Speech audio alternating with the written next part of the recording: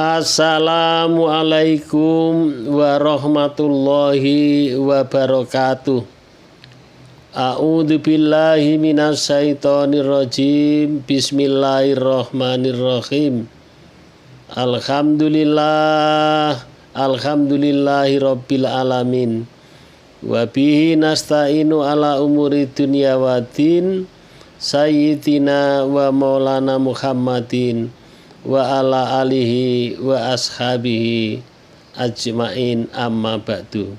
Selamat berjumpa kembali ya dengan channel Basori Official. Sebelum saya membacakan kisah keajaiban, kisah yaitu berkah orang yang membaca sholawat, yaitu kami sapa terlebih dahulu saudara-saudara kita, kawan-kawan semuanya, sedulur-sedulur semuanya, baik yang ada di mana saja, tidak kami sebutkan satu persatu. Ya Allah, ayo kita doakan, berikanlah saudara-saudara saya, sedulur-sedulur saya, sahabat-sahabat semuanya yang sudah mendukung channel ini. Ya Allah, berikanlah sehat walafiat dan panjang umur yang berkah, dan berikanlah keluarganya yang sakinah mawaddah warahmah. Ya Allah, berikanlah rezeki yang melimpah. Yang punya hutang, ya Allah, lunaskanlah hutangnya, dan yang sakit, ya Allah, sembuhkanlah penyakitnya. Amin, amin ya rabbal alamin. Kemudian kepada kawan-kawan yang belum subscribe, silahkan subscribe dulu ya. Kemudian yang mau minta doa, ayo ditulis di kolom komen. Di kolom komen di bawah ini ditulis hajatnya, doanya, jangan lupa. Dengan juga bagi kawan-kawan yang sudah mendawamkan, yang sudah mewiridkan membaca sholawat Jibril maupun sholawat yang lain, ditulis di kolom komen ini ya, sambil minta doa restu. Yuk kami persilahkan. Kepada kawan-kawan, sedulur-sedulur yang nampak saudara-saudara kita, mohon doa itu tolong diaminkan. Ya, yuk diaminkan sama-sama. Agar Allah Subhanahu wa ta'ala, kalau yang mengaminkan orang banyak, orang 10 sampai 50 sampai 100, semoga Allah Subhanahu wa ta'ala cepat mengabulkan doa kita bersama. Amin, amin, Allahumma amin. Ayo ditulis di kolom komen di bawah ini. Baiklah, kita lanjutkan ya. Saya kali ini akan cerita ya. Ya, cerita ini cerita nyata yang sudah saya tengok sendiri langsung ya. Saya itu di tempo hari di tahun yang lalu ya. Di tahun yang lalu itu memang bukan yang sekarang ya. Di tahun yang lalu itu pernah saya di kantor itu ya, di musola kantor itu saya sholat ya, sambil nunggu kawan adalah sholat duha. Kemudian ada seseorang yang sholat duha, sesudah sholat duha itu dia membaca Al-Quran sebentar. Lalu saya tanya dia. Jadi saya tanya, abang dari mana dan kerja di mana gitu saya tanya. Saya tanya, abang kerja di mana? Saya kerja di kantor sini pak gitu ya. Katakan di kantor, dia jawabnya. Bagian apa? Saya bagian kebersihan. Ya, bagian kebersihan itu ya apa itu ya, saya tanya bagian kebersihan luar apa dalam? Dia jawabnya saya bagian kebersihan yang di luar. Ya, jadi itulah yang saya tanya. Kemudian ini tadi istirahat enggak pak? Saya memang setiap pagi itu yaitu dalam rangka istirahat ya. Tadi adalah sudah kerja, sudah ini adalah istirahat. Saya istirahat sambil kemudian memang sengaja sholat duha. Kemudian saya tanya, apa yang kamu rasakan ya? Singkatnya seperti itu. Apa yang kamu rasakan selama ini kamu sholat duha, dan apalagi? Saya sholat duha, membaca sholawat, kemudian membaca Al-Quran Pak, walaupun sedikit. Jadi baca sholawatnya, saya baca sholawat itu ya sesudah sholat ini, yang banyak adalah sambil aktivitas. Ya, dengan apa niatmu? Nah, saya tanya seperti itu. Memang waktu itu lebih muda daripada saya dia ini. Yang saya kagum itu kan dia adalah seorang penjaga seorang kebersihan. Kok sempatnya dia kotor, mandi, terus sholat. Itu yang saya herankan. Terus saya tanya, apa yang dirasakan selama ini setelah sholat duha, baca Al-Quran dan baca sholawat? Banyak sekali Pak ya. Dan apa niatmu ya? Saya tanya, apa niatmu itu? Ya, saya niat itu supaya hidup kita ini berkah dan saya cinta kepada Rasulullah. Nah, buktinya apa kamu cinta kepada Rasulullah? Saya selalu mendawamkan sholawat Pak, walaupun tidak banyak. Nah, itu katanya. Alhamdulillah. Saya tanya, yang dirasakan itu katanya hatinya lapang, dia hidupnya adalah senang, dan dia gajinya itu alhamdulillah berkah katanya. Gaji itu bisa menyekolahkan anaknya, bisa membantu orang tuanya. Nah, itu yang saya jumpa setahun yang sudah lewat. Alhamdulillah. Kemudian saya juga membaca ya, ini yaitu dari Ustadz ya, kisah ini dari Ustadz Yen Muhsin. Nah, yang saya ikuti. Kemudian Ustadz Yen Muhsin ini adalah seorang penceramah. Dia menceramahkan, mengkisahkan hampir sama dengan yang saya jumpai itu. Ya, memang subhanallah ya. Dia yang dijumpai adalah seorang yang ahli kebersihan kota di jalan. Di jalan dia yang dijumpai itu. Kemudian singkat ceritanya ditanya oleh Ustadz itu.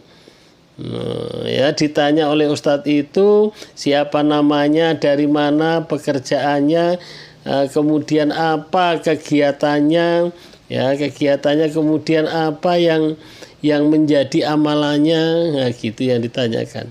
Dia bilangnya dia seorang tukang sapu dan dia mengamalkan sholawat. Nah, dengan berkah sholawat itulah gaji yang sedikit itu katanya alhamdulillah berkah. Gajinya ya namanya saja tukang kebersihan ya. Ya seberapalah gajinya itu, tetapi dia adalah dengan rasa syukur, dia adalah berkah, dan dia mengatakan kepada Ustadz Zen itu adalah yang pertama ketenangan. Nah, kemudian segala urusannya dimudahkan oleh Allah. Nah, itu dia adalah ditanya tadi apa yang menjadi kebiasaannya dia itu adalah mendawamkan sholawat, baik sesudah sholat maupun sambil bekerja. Nah, ditanya kamu berapa sehari semalam, pertanyaannya seperti itu, dia katanya tidak dihitung. Bagaimana saya menghitung Ustadz? Nggak mungkin saya bawa tasbih dan nggak mungkin saya sibuk menghitungnya.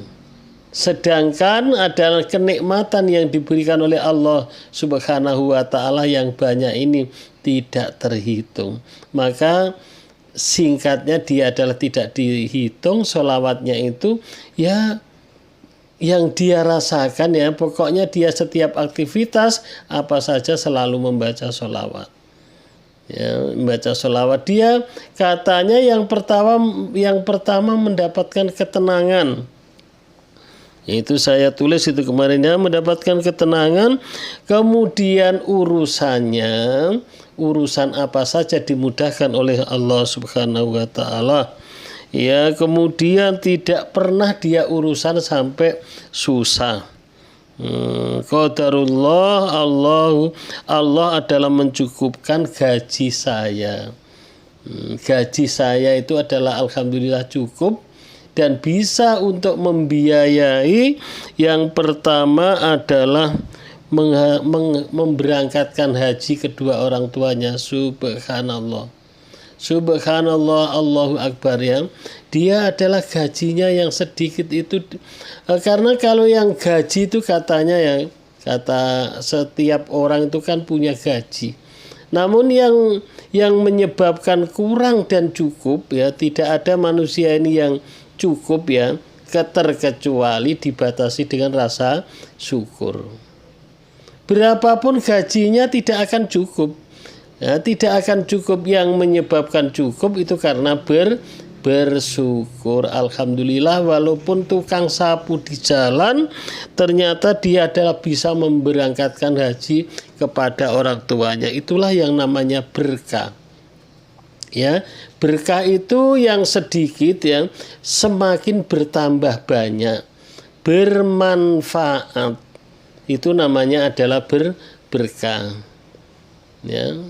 Itu namanya adalah berkah. Tambah kebaikannya dengan gaji yang sedikit, insya Allah dapat tambah gaji-gaji yang lain kalau Allah sudah berkehendak. Bukan berarti gajinya itu berbunga, enggak, tetapi adalah namanya berkah itu adalah tambah kebaikan ya, tambah kebaikan yaitu kemudian yang kedua adalah menyekolahkan adik-adik saya sampai ke sarjana. Subhanallah, gaji yang tukang nyapu itu bisa bermanfaat, bisa membiayai adik-adiknya kuliah, bisa membiayai adik-adiknya dan memberangkatkan haji kepada orang tuanya. Subhanallah. Kemudian juga bisa mengirimkan anak-anak saya ke pesantren. Subhanallah, subhanallah.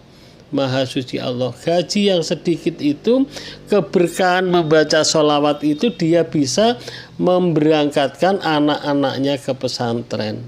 Subhanallah. Itulah yang perlu kita contoh ya, perlu kita termotivasi ya. Ya, keberkahan itulah yang kita harapkan itu. Yang kita inginkan itu adalah keberkahan yang diberikan oleh Allah Subhanahu wa taala.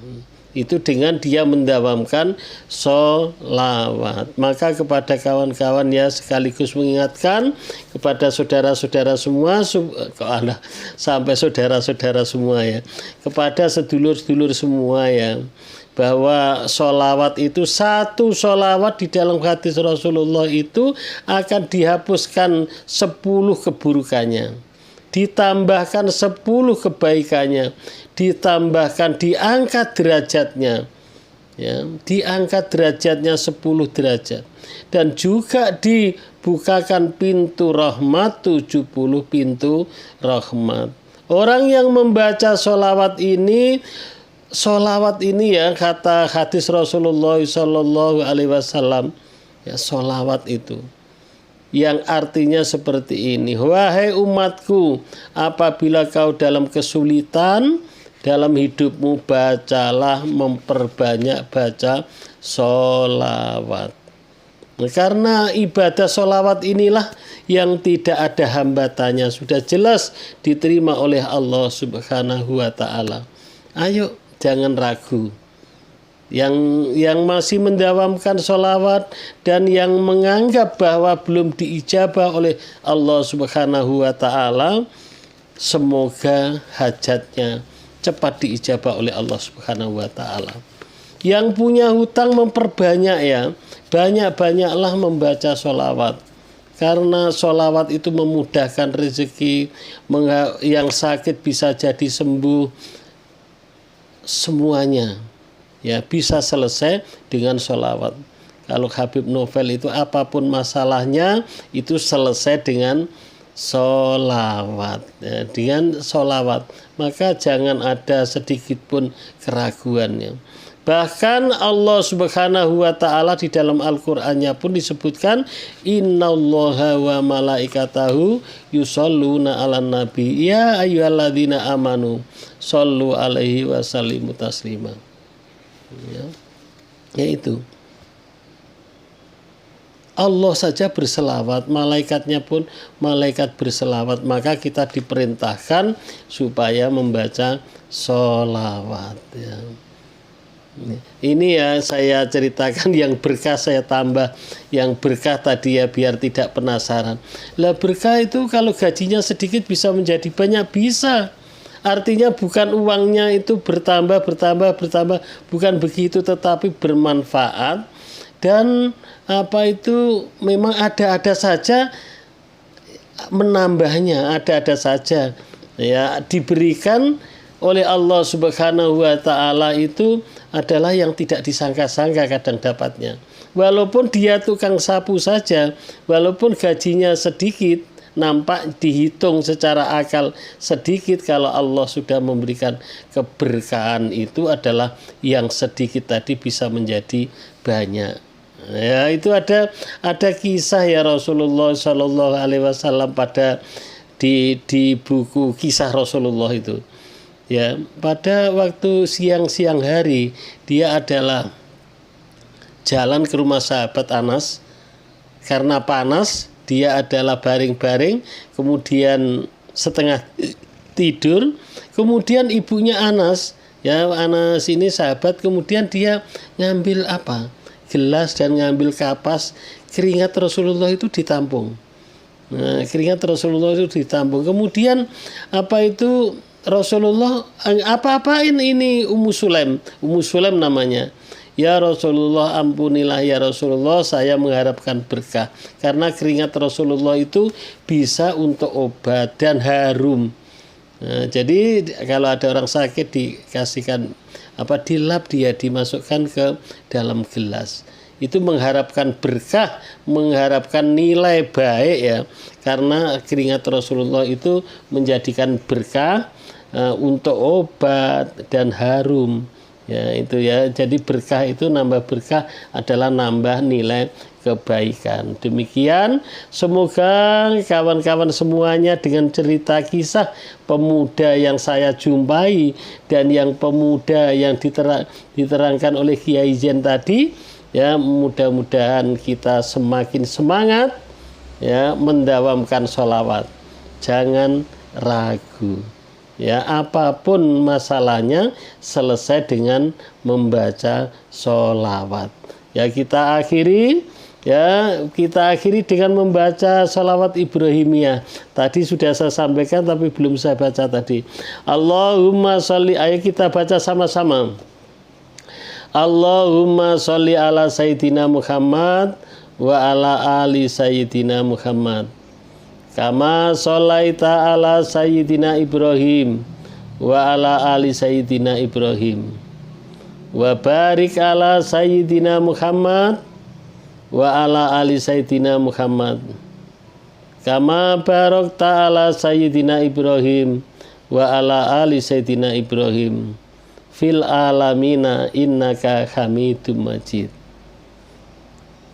Terima kasih. Dan yang terakhir ya, bagi kawan-kawan yang sakit ya, ini ada saya membuat air sholawat ya, sudah saya bacakan sholawat tiap jamaah sholawat ini adalah saya bacakan ya, sholawat Jibril, sholawat Ibrahimiyah, juga sholawat Munjiat.